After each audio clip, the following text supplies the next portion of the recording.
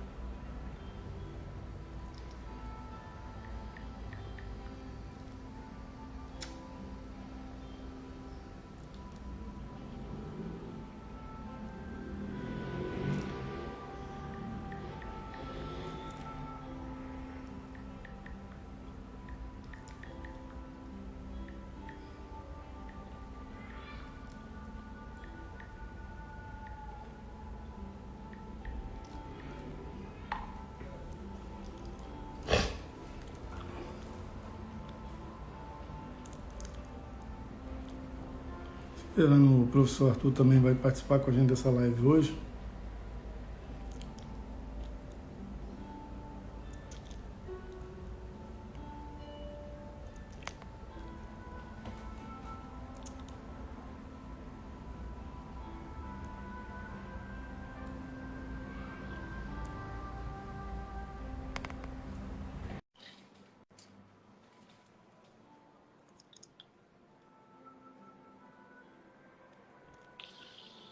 Olá, olá. E aí, Arthur? Como Tranquilo aí? estás? Tudo jóia? Tudo tranquilo? Como é que tá Cabo Frio aí? Tá chovendo por aqui hoje, É, pai, tá fresco aqui, né? mas E tá aí? tudo jóia. Esperar um pouquinho aí que esse pessoal do conselho e Uhum. outros convidados aí a entrarem, a gente Vamos trocar uma começar. ideia sobre constelação familiar. Tá no auge, tá na moda. É, família é tudo, né? Pessoa, quem tem família tem tudo. Verdade. Então Então, é isso, povo. Quem estiver entrando aí, a gente vai estar falando sobre. Se você nunca ouviu falar, se caso você estiver entrando na live ou estiver vendo a gravação, nunca ouviu falar sobre constelação familiar sistêmica, fique na live, independente aí do seu ofício, se você é professor, advogado, psicólogo. Tenho certeza que esse assunto vai te interessar. então vamos esperar mais. Eu vou dar uma introdução do que eu penso. Uhum. Vai lá. E aí depois eu quero ouvir também a sua opinião, né? Sim, sim, sim. Que eu penso que a família, por exemplo, quando eu penso não só na família, mas quer dizer na constelação familiar, eu penso como um rio, que durante um tempo fluía, que era uma beleza, fluía com facilidade, muita água. Só que aos poucos esse rio vai secando.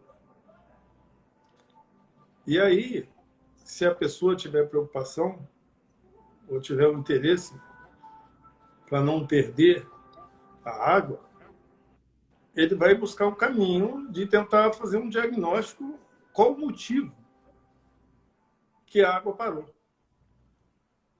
E eu conheço essa fábula, que aí o indivíduo começa a subir até encontrar a mina. Quando ele encontra a mina, ele viu que tinha um obstáculo que tinha caído e estava impedindo o fluir do rio, da água.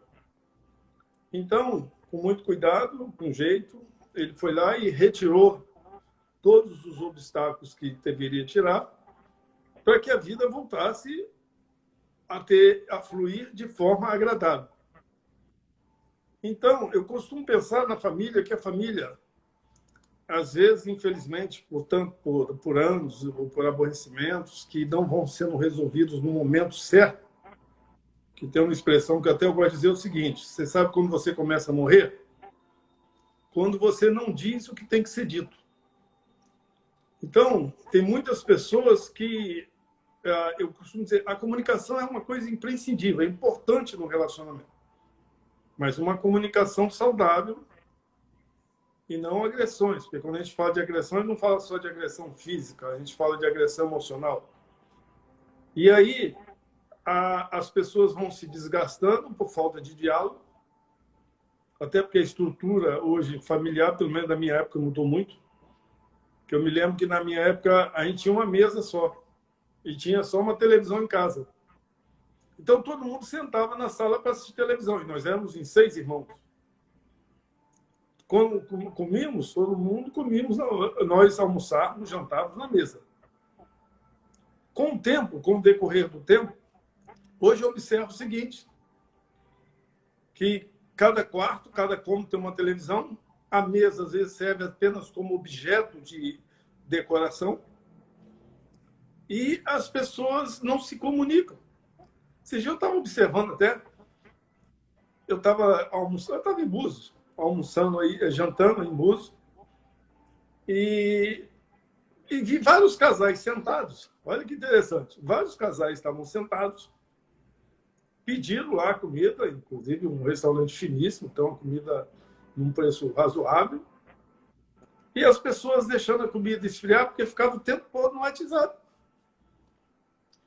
O tempo todo, em vez de aproveitar esse momento que saíram para jantar, um casal, acho que quando sai para jantar, resolve sair de casa para jantar, eles precisam de diálogo, precisam de conversar. Mas eles, em vez de aproveitar esse momento, estava cada um preso no seu WhatsApp. E você sabe que isso demorou mais ou menos 1 hora e eu fiquei observando. Aí até pensei, o que as pessoas estão fazendo aqui? Elas vieram para jantar ou vieram para ficar conversando no WhatsApp? Então, com essa geração que nós estamos vivendo hoje, a gente precisa investir muito na comunicação, porque eu acho que a comunicação hoje é uma das maiores barreiras que impede de ter um relacionamento saudável. Então, quando eu penso em constelação familiar, eu começaria salientando que, como esse exemplo que eu dei do Rio, que a gente tem que identificar o obstáculo. O que está obstruindo a relação? E aí pode ser vários pontos. Um deles, como eu coloquei, a comunicação, que hoje praticamente não existe. Por isso que os consultórios de psicanálise estão lotados, porque as pessoas querem ser ouvidas. Eu vejo até exemplo de pai. Vou só chamar a atenção de pai, que o filho chegou para mim outro dia e disse: doutor, eu para conversar com meu pai, se ele estiver assistindo um jogo de futebol, eu tenho que conversar com ele sobre futebol. Porque se eu for tocar em qualquer... Não, cala a boca, eu estou assistindo o jogo. Então, qual é o obstáculo? Ou quais são os obstáculos que nós precisamos superar para ter uma relação saudável? Entendi. Não, realmente, a constelação familiar sistêmica é uma terapia, não é nova, né? Na verdade, ela é antiga, mas assim, tem sido muito difundida recentemente. E tem tudo a ver com a psicanálise, porque a psicanálise já defendia, Freud já defendia de que grande parte dos traumas estavam na infância e nas relações familiares. Então, assim, a constelação familiar sistêmica, ela se soma, eu diria que ela coopera para a psicanálise, porque ela traz uma visão tanto moderna desse tratamento, principalmente quando a gente fala em questão de gestão de conflitos, que é eu acho que é o grande problema dessa pandemia. Se a gente já tinha problemas familiares antes da pandemia, depois da pandemia tudo se potencializou, porque as pessoas tiveram que ficar foi o que você falou, a comunicação, ela ficou pior porque a gente se comunica virtualmente e quando a gente está, por exemplo, eu atendo às vezes casais que morando numa mesma casa, a mulher está na sala, o homem está no quarto ou vice-versa e eles conversam pelo WhatsApp, estando na mesma casa, uma coisa louca, surreal. Mas não estão na mesma casa, não pode os dois ir para o quarto ou os dois ir para a sala. É uma Eu acho que é coisa. até surreal, né? É É surreal. surreal. É Entendeu? surreal, Porque mas. você dentro do mesmo apartamento, dentro da mesma casa, Aham. como se fossem dois estranhos. Parece um hotel. As pessoas comem junto, elas vivem dentro do mesmo ambiente, mas elas estão interagindo cada vez menos. Cada vez menos. Então, assim, eu acredito que nessa pandemia isso se agravou muito, porque antes o próprio trabalho home office e a necessidade das famílias estarem mais tempo juntas dentro de casa potencializou problemas que a gente já tinha. Não é que a pandemia trouxe problema novo, a gente já tinha problema. O problema é que depois dessa pandemia esses problemas assim, eles apareceram, eles se afloraram de uma forma muito forte e a comunicação, que é fragilizada, porque ela está totalmente quase digitalizada, a gente perdeu a comunicação humanizada, a gente perdeu a habilidade de conversar pessoalmente. Tem gente que é ótimo digitando, conversou pelo WhatsApp e flui. Na hora que senta numa mesa e fala assim, vamos conversar, não funciona mais. Então, assim, a gente como terapeuta está aí com um desafio gigante de ter que recriar pontes que quebraram entre esposos e esposas, entre pais e filhos.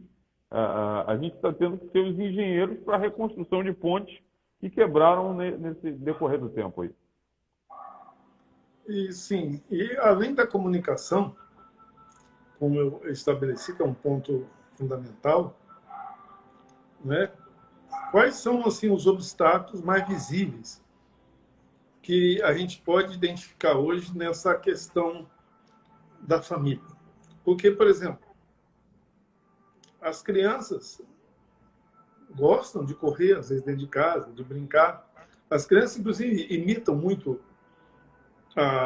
o adulto. Eu não sei se você observou também, uma outra observação que eu tenho feito, que as crianças de hoje, elas são diferentes do nosso tempo. Porque no meu tempo, por exemplo, toda informação que a gente recebia, tudo que eu começava a conhecer da vida, era em função do que eu ouvia do pai, da mãe, dos avós, das pessoas próximas. As informações que nós tínhamos eram das pessoas próximas. Então, até os 7 anos de idade, antes de ir para a escola, tudo que na época, inclusive, começava com 6, com 7, todas as informações que recebia era familiar. Hoje, se você for observar, como as crianças vão cada vez mais cedo para a escola, tem criança aí que vai até com 2 anos, 18 meses. Se você, não sei se você notou, mas tem criança hoje que com 3 anos já está com celular, já está com aparelho, já tem um acesso que nós nunca tínhamos, de mídia, de coisa. E ainda tem crianças hoje de 5 anos que, se você deixar, ela vai discutir com você como adulto. Então, nós temos que entender que essa geração mudou muito. Essa geração tecnológica, tecnologia tem seus benefícios, tem, quando ela é usada de forma produtiva, então nós estamos fazendo essa live. Mas com a evolução da tecnologia, com os meios de comunicação que existe hoje, até a forma de brincar é diferente. Eu me lembro, quando eu era criança, a gente fazia os nossos próprios brinquedos. Nós fazíamos os nossos próprios brinquedos. Carrinho de rolemã. Quantas vezes eu fazia meus carrinhos lá e brincava de carrinho.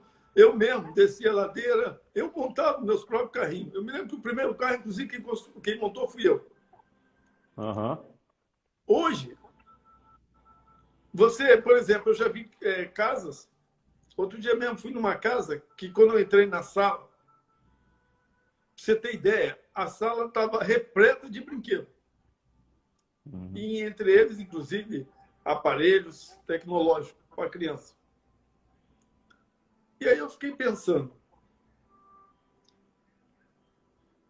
será que a tecnologia para esse tipo de situação que nós estamos vivendo hoje pode ser também um obstáculo, um boicote para que as relações estejam esfriando? Porque elas estão É, tão apegadas a isso que eu penso que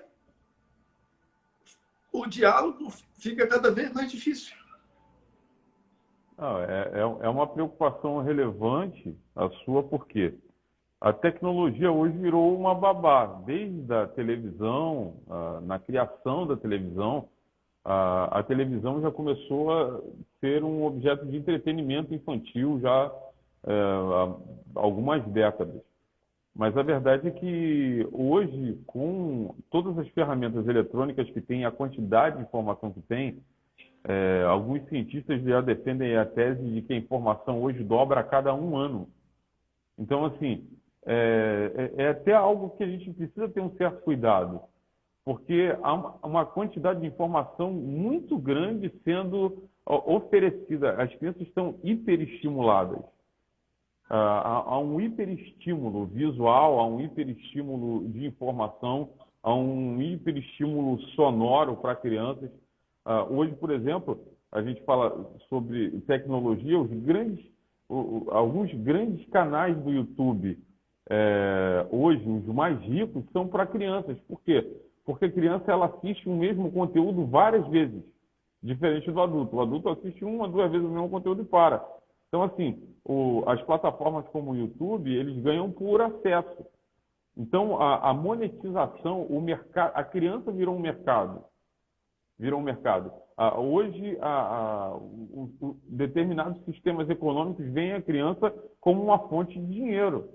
Então, oferecem de forma, muitas vezes, inescrupulosa, conteúdo, informação, tecnologia, hiperestímulos, a ponto de a gente ter hoje, nos consultórios, crianças de 3, 4 anos com crise de ansiedade. Quem imaginava um negócio desse um tempo atrás? A gente não é longe, há 20 anos atrás a gente não via criança com crise de ansiedade. Criança de 3, 4 anos de idade. Eu quero até destacar uma coisa importante, porque tem muita gente que confunde ansiedade com angústia. Sim, é Até diferente. porque a ansiedade ela é um transtorno, Aham, que às vezes precisa até de medicação, que é um transtorno. aham, Angústia é um sintoma, né? aham. Que às vezes e sintomas podem ser vários, desde uma inibição, por isso aí muitos às vezes mergulham nas drogas para superar a inibição ou para Uhum, buscar a aceitação.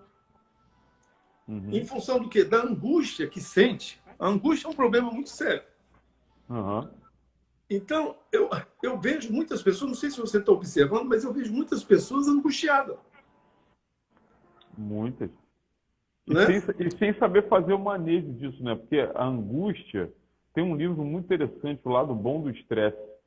É um livro barato que se encontra aí facilmente, que fala sobre manejo da angústia. A angústia ela pode ser boa se você souber usar ela a seu favor. Porque se ela for muito pequena, ela não causa diferença. E se ela for muito grande, aí sim ela pode fazer você sucumbir. Então, assim, essa resiliência, esse equilíbrio, esse manejo da angústia, a gente não tem como fugir dela. A gente sempre vai ter momentos angustiosos na vida. Isso é uma realidade eminente para todo mundo. Então, assim, saber fazer esse manejo da angústia, essa habilidade emocional, é um desafio hoje para a humanidade, para a família, é muito desafiador. O tempo é complicado mesmo. Por isso, eu observo que eu até prorroguei um tempo, mas em março nós conseguimos gravar esse curso de constelação familiar. Uhum. Inclusive, quero até sugerir aí para você que é psicanalista, ou para você que é qualquer outro tipo de profissional, para você pai, para você mãe. Se você quer conhecer muito mais sobre o assunto que nós estamos começando a conversar nessa noite, você pode acessar e adquirir esse curso de constelação familiar. Eu não sei se você sabe também, mas até as varas de família hoje, Uhum. quando o casal entra com pedido de divórcio, tem muitos juízes e juízas que estão pedindo para que a pessoa antes passe por um terapeuta que tenha constelação familiar. Então, as pessoas podem até, além de abrir consultório e trabalhar como terapeuta familiar, principalmente com a constelação familiar, como também podem trabalhar nas varas de família para Uhum. ajudar a diminuir a questão do divórcio. Então, além de você ser extremamente ajudado, você pode abrir aí uma outra porta de emprego interessante, Sim. trabalhando junto às varas de família. Então, se É, você quiser conhecer, né, basta você entrar aí no nosso site.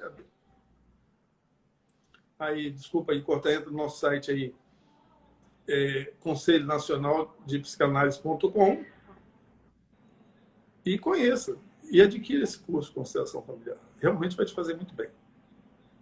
é uma coisa que eu tenho visto, é muita gente da área de direito procurando o curso de constelação familiar sistêmica, justamente por essa questão de conciliação. Líderes religiosos, advogados, gente que trabalha com algum tipo de conciliação, a constelação familiar sistêmica ela ajuda a fazer esse mapeamento, essa compreensão, porque cada família tem o seu formato, ainda que o alemão Bert, eu acho que é Bert Heidegger, É, eu acho que o nome, né, que foi o criador, né? Teve umas americanas lá que trabalharam e somatizaram, mas foi esse alemão que eu lembro que foi o que fechou mesmo o programa. Ele tem ali algumas leis, algumas normatizações, algumas orientações que realmente são revolucionárias, porque é, traz para a gente uma perspectiva de que muitos dos nossos problemas, muitas das dificuldades e até mesmo muitas das nossas limitações, crenças limitantes, vêm do contexto familiar. Então, quando a gente consegue compreender, conhecer, porque a gente acha que conhece nossa família, né? A gente acha que conhece. Não, porque eu conheço minha família, eu conheço minha mãe, eu conheço meu pai, tá? Mas a gente conhece o nosso sistema familiar. A gente conhece o quanto a gente foi afetado e o quanto a gente afeta o sistema familiar que a gente tem. Então, assim, aquela lei do pertencimento, lei do equilíbrio, lei da ordem, aquela linha que esse alemão segue é realmente assim, muito revolucionária. Por isso, todo mundo que tem trabalhado com conciliações tem procurado o curso de constelação familiar sistêmica. Assim, eu diria que para profissionais da área de direito, profissionais da área de aconselhamento, como líderes religiosos, padres, pastores, pai de santo, qualquer pessoa de qualquer vínculo religioso que trabalha ali muitas vezes fazendo aquele manejo de conflitos familiares, é um curso essencial, essencial. então, mas pensando em obstáculos que as famílias estão enfrentando hoje, o que mais você tem observado? Paz, eu acho que um dos grandes problemas, ah, a gente falou de comunicação, acho que um dos grandes problemas da família hoje, uma coisa, por exemplo, que me preocupa, hoje o Brasil é o país com menor taxa de natalidade do mundo, do mundo. Países europeus, por exemplo, eles levaram aí 100 anos para envelhecer. Itália, Espanha, França, levaram muito tempo para envelhecer. O Brasil se tornará um país de idosos em alguns anos. Em alguns anos. O Brasil é um país que não sabe lidar com o idoso. O brasileiro em especial, ele tem dificuldade para lidar com faixas etárias diferentes.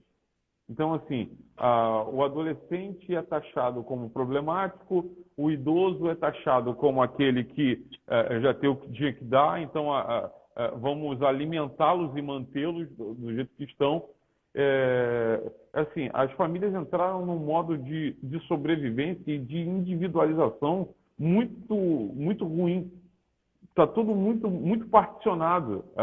A pouca interação das crianças com os pais, a pouca interação dos pais com as crianças, a pouquíssima interação entre adolescentes e os mais velhos. Hoje em dia, porque é uma geração mais tecnológica, então houve um abismo mesmo entre essa geração que nasceu aí nos últimos 15, 20 anos para a geração anterior. Então, assim, eu acho que um dos grandes problemas que a gente está vivendo hoje é essa seção. A família está muito particionada como eu nunca vi antes. Em nenhum outro momento eu vi a família tão particionada quanto está hoje. Hoje, como eu disse, o Brasil tem o menor taxa de natalidade do mundo. Por quê? Porque o que diminui a taxa de natalidade de uma população? Trabalho e preocupação com o futuro.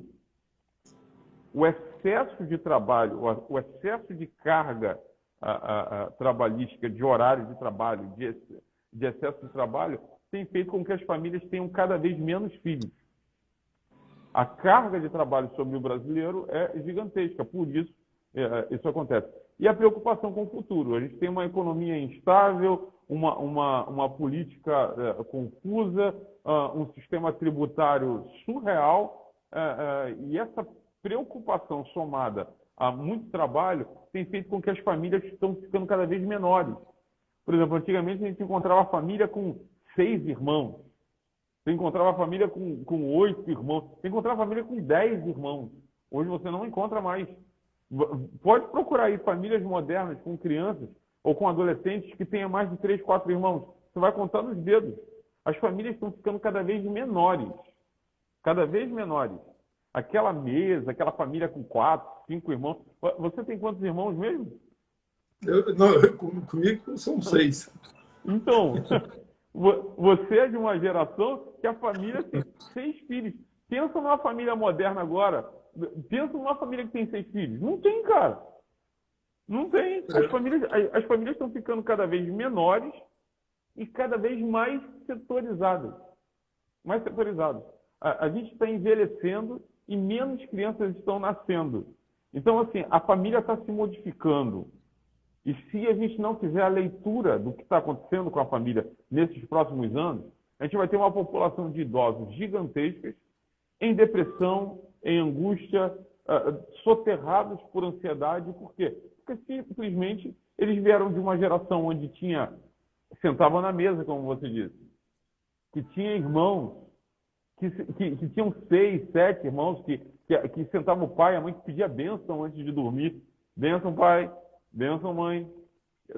Dessa geração. Para uma geração que tem um filho. Às vezes 2 filhos. E cada vez tendo filhos mais velhos ainda. Eu por exemplo, fui ter minha filha com 40 e tantos anos.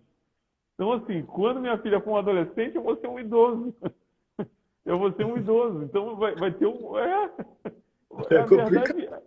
A verdade é essa.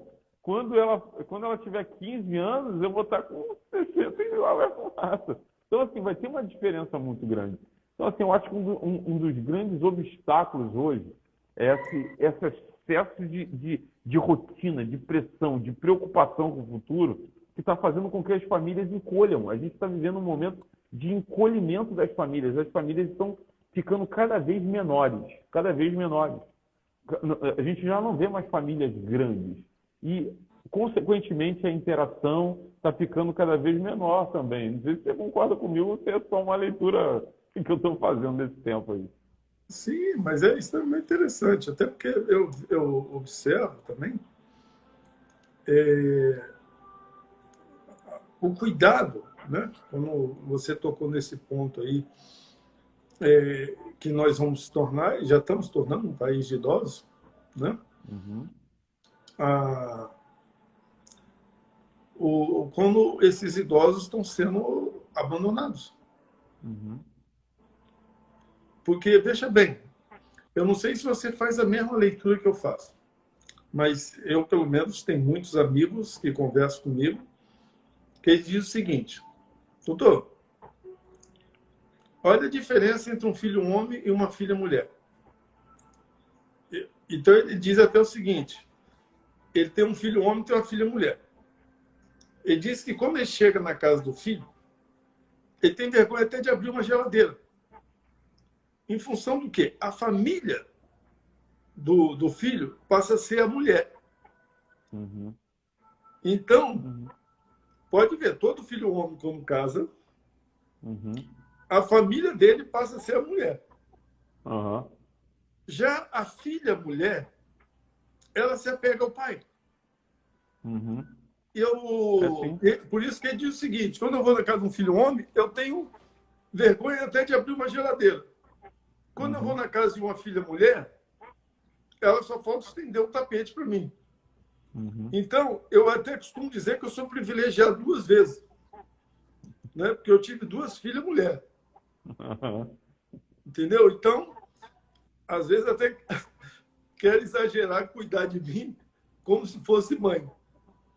Então, é um fato interessante, né? Na maioria dos casos que as pessoas estão se isolando com a diminuição da família, principalmente se tem filho homem, É. né? O que você acha disso? Pai, ó, as mulheres já são maioria em quase tudo, né? A gente vê assim no meio acadêmico hoje, eu acho que uma pesquisa do Conselho Nacional de Psicologia dizendo que as mulheres já representavam, se eu não me engano, 60 ou 70%, ah, 60 ou 70% das psicólogas do Brasil. Então, assim, a verdade é que algumas famílias, por exemplo, família que só tem um filho só, e só tiver um filho homem, como é que vai ser? Então, assim, Mas se pode. antigamente a gente tinha uma família mais plural, né? Tinha uma família mais plural. Uma família que tinha dois, três homens, duas, três mulheres. Existia um outro segmento. Hoje não, está muito assim, exclusivista, muito sexista quase, algumas famílias.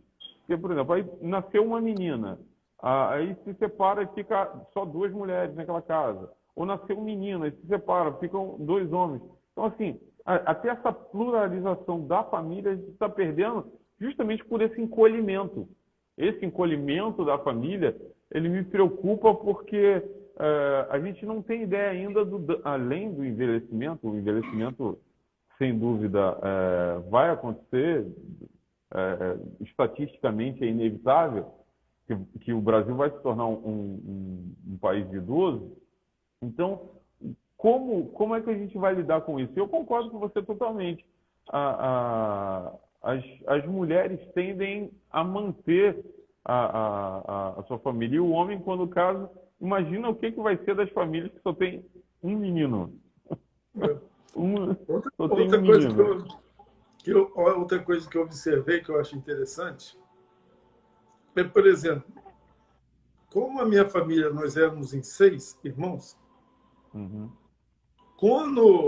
enquanto a minha saudosa mãe estava viva, ela reunia toda a família. Aham. Quando ela faleceu, a família se desfacelou. Aham. Hoje é cada um por si, cada um vive a sua própria vida. Às vezes a gente conversa muito pouco, às vezes demora até muito tempo para conversar, Uhum. porque a mãe era o centro. Aham. Então, o que nós poderíamos fazer, se é que existe, para poder resgatar essa relação familiar? Eu acho que a gente precisa. Eu sei que cada família ela tem um formato, né? Tem famílias que são matriarcais, que tem uma figura feminina forte, que concentra e que tem esse poder de reunir as pessoas em volta. Tem famílias que são patriarcais, que tem uma figura masculina muito forte e que faz com que todo mundo se reúna em volta daquilo ali. Eu acho que o que a gente precisa ter é uma visão de continuidade, de legado, não de herança. Porque tem até um ditado árabe que diz assim: meus pais andavam, meus avós andavam de camelo, meus pais andavam de camelo, eu ando de Ferrari. Meus filhos vão andar de camelo. Porque quando uma herança é deixada, uma herança pode ser gasta. Um legado não. Um legado é muito mais do que uma herança.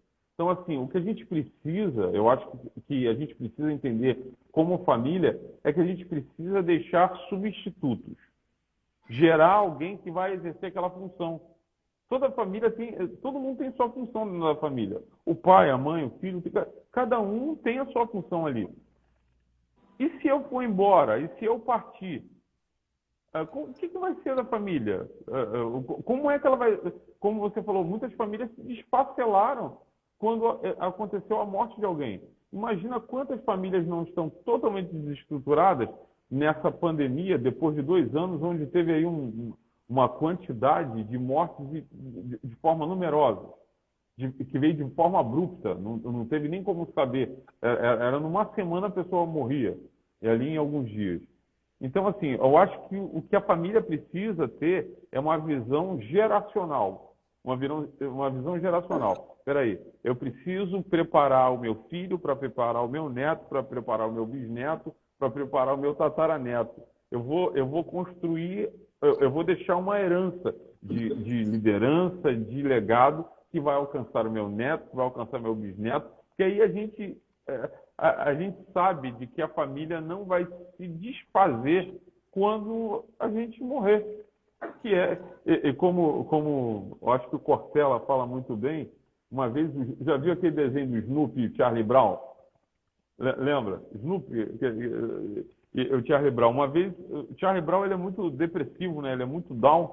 Ele chega na beira do rio ali e fala assim para o Snoopy: Snoopy, um dia todos nós vamos morrer. Aí o Snoopy vira para ele e diz: mas todos os outros dias não. Sim, um dia todos nós vamos morrer. Mas todos os outros dias a gente não vai morrer. Então, assim, é só uma questão de perspectiva. Eu acho que o tempo que a gente tem como família, eu acho que o tempo que a gente tem, a gente precisa deixar um legado, muito mais do que uma herança.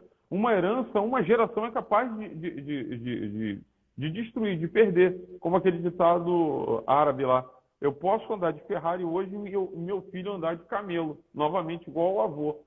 Agora, se eu deixar um legado, se eu deixar uma herança cultural, uma herança genética, a própria epigenética prova de que quando a gente cuida do emocional hoje, eu deixo uma carga emocional saudável para a minha geração.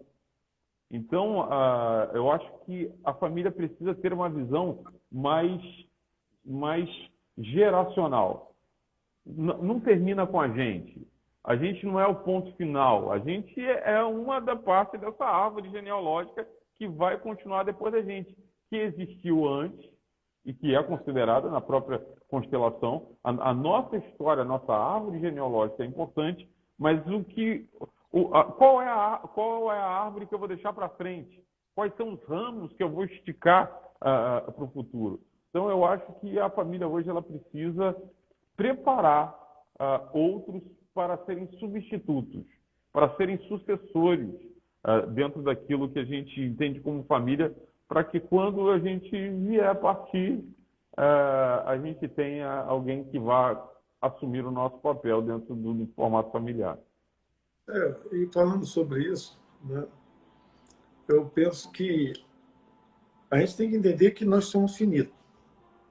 Um dia todos nós vamos morrer. Uhum. Isso aí, eu até sugeri no outro, aquele livro Homo Deus, não sei se você conhece. Um dia todos nós vamos morrer.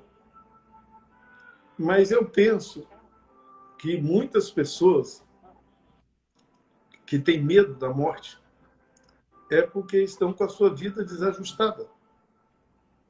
Uhum. E aí tem até um fato que eu gosto que diz assim, que você tem que arrumar a sua casa antes. Uhum. Né? Que se você tiver com a sua casa arrumada, como você está falando, estruturada, uma família bem fundamentada, Uhum. a morte é uma coisa natural. É. Então, quando eu vejo é, que um momento, quando chegar, eu vejo isso com maior naturalidade. Eu quero até fazer uma pergunta que eu gosto de fazer e gostaria que você me respondesse. O que você acha que é a vida? O que é a vida para você, Arthur? A vida para mim é uma oportunidade. Para O mim é que uma mais? oportunidade. Ela é uma oportunidade de acertar ou de errar, de definir minha eternidade dentro da minha concepção religiosa. Então a vida para mim é uma oportunidade que não se repete. Eu sei que tem gente que acredita que há uma outra chance e outra, e cada um, dentro da minha concepção, é uma chance única, é uma oportunidade que não irá se repetir.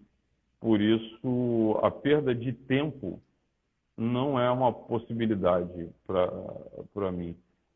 Salomão disse muito sabiamente, né? Tem tempo para tudo. Tem tempo para chorar, tempo para sorrir, tem tempo para rasgar, tempo para cozer, tem tempo para abraçar, afastar-se de abraçar, tem tempo de guerra, tempo de paz. Mas ele não diz que a gente tem tempo a perder. Então, assim, a gente vive numa época onde o desperdício de tempo não é algo tolerável, porque é um bem não renovável. A gente não tem como ganhar mais tempo. A gente só tem, a gente pode até ganhar mais dinheiro, mas a gente não tem como ganhar mais tempo. Então, para mim, é uma oportunidade pela qual define a minha eternidade. Eu gosto até de uma expressão de Confúcio Uhum, que diz que a maioria dos homens perdem a saúde em busca do dinheiro, uhum, depois vão perder o dinheiro tentando recuperar a saúde. mas é. Então, se a gente pensar sobre isso, é lógico que hipoteticamente, Uhum, são três frases dele que eu gosto muito. Uma é essa, a outra diz que os homens estão tão preocupados com o futuro que se esquece do presente e acaba não vendo nem o presente, muito menos o futuro. uhum, E depois ele diz: vivem como se nunca fosse morrer, mas morre como se nunca tivesse vivido. Então, uhum, num diálogo hipotético com Confúcio, eu disse para ele o seguinte: Confúcio, eu quero ganhar dinheiro sim, mas uhum, sem perder a saúde. Eu quero sim pensar no futuro, mas sem abrir mão do presente. E eu tenho certeza absoluta que eu vou morrer. Eu tenho certeza. uhum. Então, enquanto eu estiver vivo, eu quero viver da melhor maneira possível. Então, em cima disso, o que nós podemos construir para ter uma família saudável? Eu diria, assim, uma das maiores heranças que a gente pode deixar para as gerações é uma família saudável. Só que uma família saudável, ela custa caro, porque ela custa. Não tem como a gente ter uma família saudável com dinheiro, né? A gente só tem como ter uma família saudável oferecendo a ela tempo de qualidade. A gente só tem como ter uma família saudável se a gente se doar para o outro.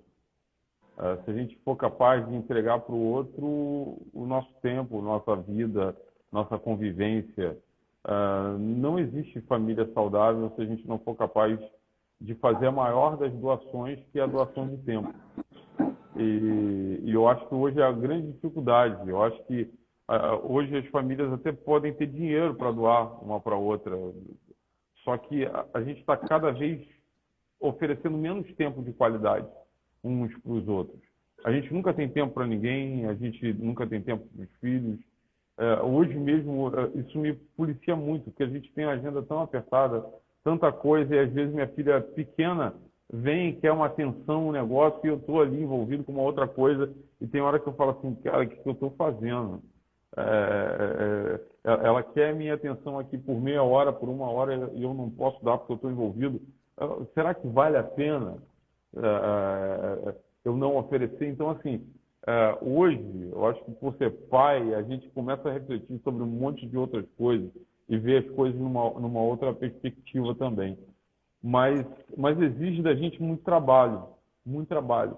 A família ela não vai estar saudável deixando as coisas correrem normalmente. É necessário dedicação, é necessário tempo, é necessário estratégia, é necessário sim gestão financeira para a gente poder tentar dar o melhor que a gente puder para a nossa família. É um tempo muito desafiador, mas quando a gente entender de que isso é prioridade, quando a gente entender que isso é prioridade, que a gente acaba colocando lá em secundário, a gente vai colocando lá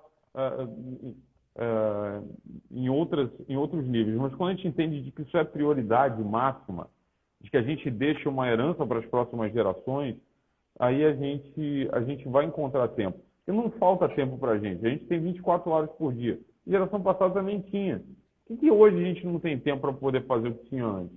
Então, assim, tempo a gente tem. É só uma questão de prioridade mesmo. Família tem que voltar a ser prioridade. O assunto família tem que voltar a ser prioridade. Tem que voltar para a pauta. A ideia de destruir família, de desfazer o formato familiar, da família não ser importante, um núcleo familiar, é um núcleo social mais importante que existe. Então, assim, é hora de resgatar a ideia da importância da família. E eu acho que precisa voltar a ser prioridade. Tem alguns países aí mais desenvolvidos do mundo, inclusive, que eles dão um dia de folga para a pessoa passar com a família. Você sabia disso? Uhum. Sim. Então, um dia, pelo menos, ele tem de folga para passar com a família. Então, já hoje, né, se você pensar, aonde está o tempo que eu tenho dedicado à minha família? E a história de que não tem tempo, como você falou, é um erro. Porque tempo a gente faz, desde que ele seja prioridade. O problema da maioria das pessoas é ficar procrastinando. Que tem pessoas que eu até costumo dizer, há uma distância muito grande entre desejar e entre fazer. Eu conheço muita gente que deseja muita coisa, mas poucas pessoas fazem. Então, a gente tem que sair e parar com essa de amanhã. Amanhã é função de quê? Aí vem um boicote. Como assim um boicote? Eu não tenho tempo. Como não tem tempo? Não tem tempo. O tempo a gente cria desde aquilo é uma prioridade. Então, se a gente colocar a família como prioridade e colocar a família em primeiro lugar, com certeza nós vamos ter que abrir mão de algumas coisas. Por exemplo, como sempre houve muita e nunca houve tanta separação como teve agora na pandemia, quantas famílias separadas e o filho tem que escolher entre o pai, tem que escolher entre a mãe, às vezes, né? Ou às vezes tem que ficar na casa de um tempo, na casa de outro, fica aquela situação. E também o cuidado, né? Porque às vezes a mulher tem que pensar quem ela está colocando dentro de casa, e o homem é a mesma coisa. Então, como que essa geração, os nossos filhos hoje, estão lidando com esse processo da separação? Por isso, eu volto a dizer mais uma vez, é muito importante você conhecer, e se eu fosse você, entraria lá no site conselhonacionaldepsicanálise.com e faria esse curso de constelação familiar, que ele vai mudar a sua família, ele vai mudar a sua história. Quando eu falo isso, não é porque eu estou querendo vender o curso, até porque isso não vai fazer diferença nenhuma para mim, se você adquirir ou não adquirir, isso não vai fazer diferença. Agora, para você, vai fazer uma diferença muito grande. Uhum. Porque eu digo que tem dois tipos de profissional.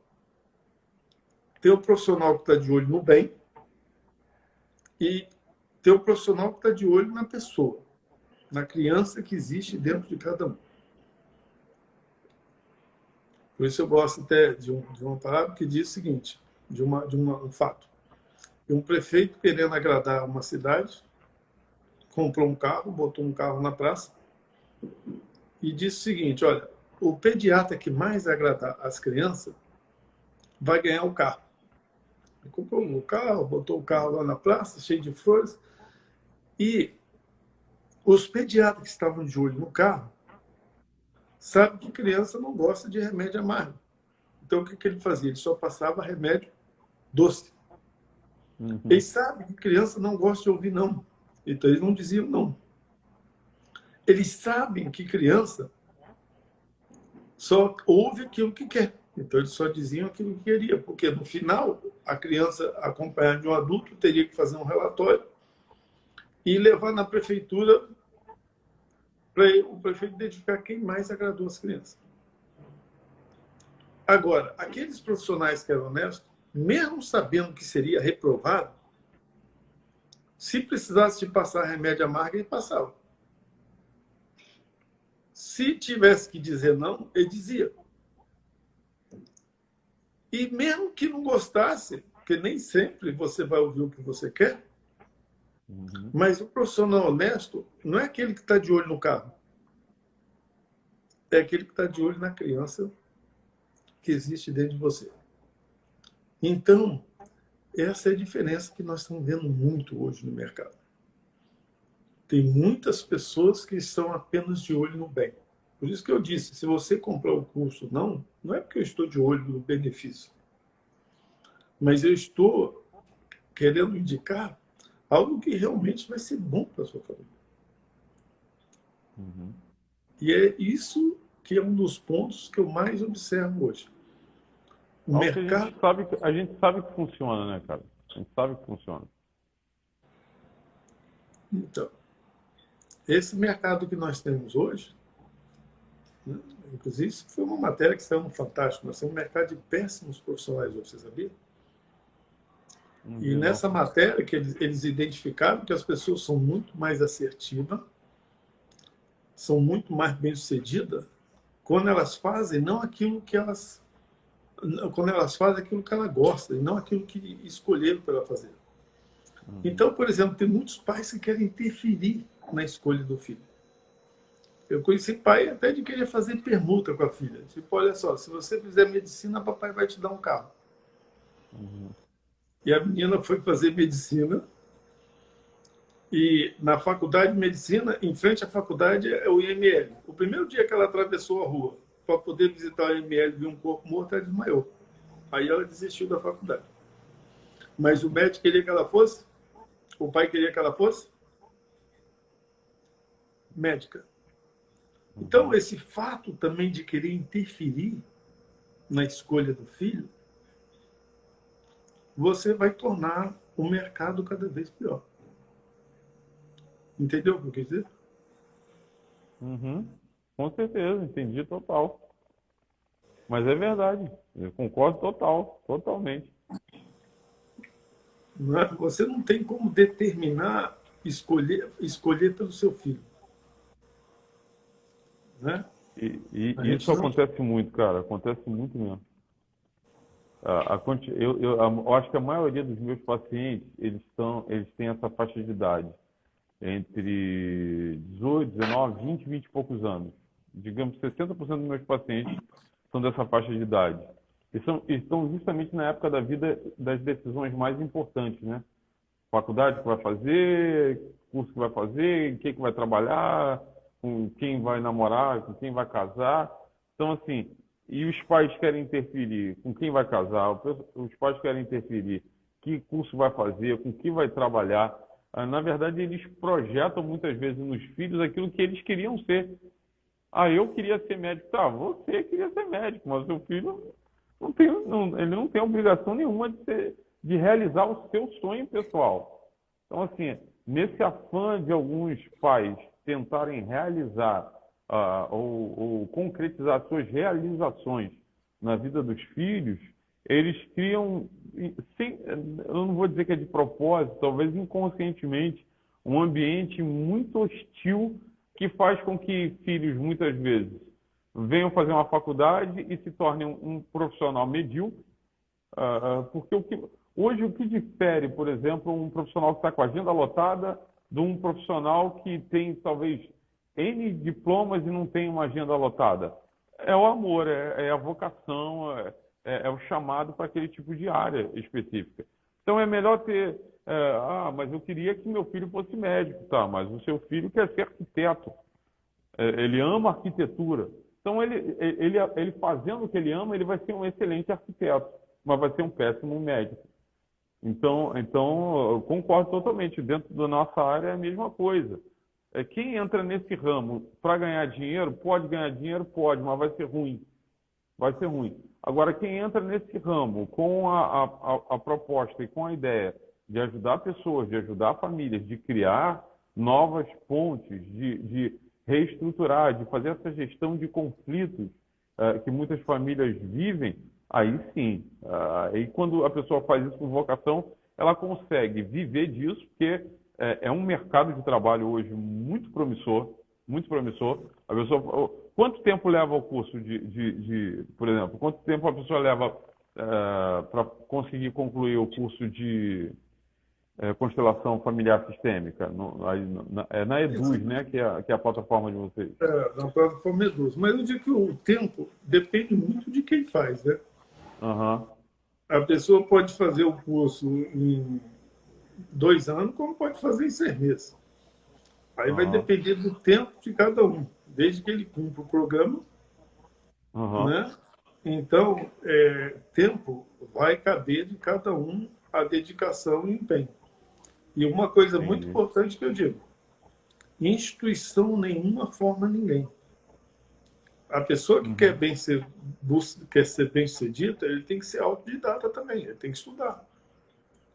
Porque a maioria das pessoas gostam da coisa pronta. Mas aqui não, né? Você vai aprender que nem, por exemplo, o indivíduo quando faz o curso de psicanálise, ele pensa que acabou. Eu falei, acabou o quê? Se você não continuar estudando, daqui a pouco é como se você não estivesse fazendo nada. Exatamente. Né? Então, só para dar o start para estudar para a vida toda, né? Na verdade, o que a gente faz é fomentar o desejo pelo estudo. Agora, de fazer análise, né? Porque eu costumo dizer o seguinte, eu trabalho 25 anos na área e até brinco com meus alunos. Aí de mim se não tivesse meu analista. Então, já tinha pirado já. Porque você passa o dia inteiro ouvindo. Se eu não tiver ninguém para me ouvir, né? A gente quebra. Então é isso. Então eu quero agradecer aí profundamente a sua participação nesse pequeno bate-papo que nós tivemos. Mas o que você diria para quem está nos assistindo sobre o curso de constelação familiar? Olha, eu recomendo o curso de constelação familiar para qualquer pessoa comum, mas assim, principalmente para professores, gente da área de educação, me ouçam. Se vocês puderem fazer esse curso, façam o curso de constelação familiar. Por quê? Porque vocês estão lidando sempre com, às vezes, muita coisa acaba desembocando na escola. Então, assim, quando o profissional da área de educação, seja professor, coordenador, alguém ali daquela área, que tem um contato com os alunos, muitos problemas de sala de aula que ele quer resolver com questões, muitas vezes, pedagógicas, não vão ser resolvidas de questões pedagógicas porque é um problema familiar que está ali na escola de forma tão potencializada. Então, assim, profissionais da área de educação, profissionais da área de saúde que trabalham com acolhimento, como enfermeiros, por exemplo.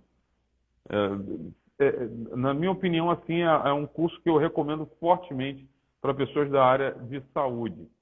E também para terapeutas de uma forma geral. Lembrando, gente, de que constelação familiar sistêmica, ela não é um braço exclusivo da psicanálise.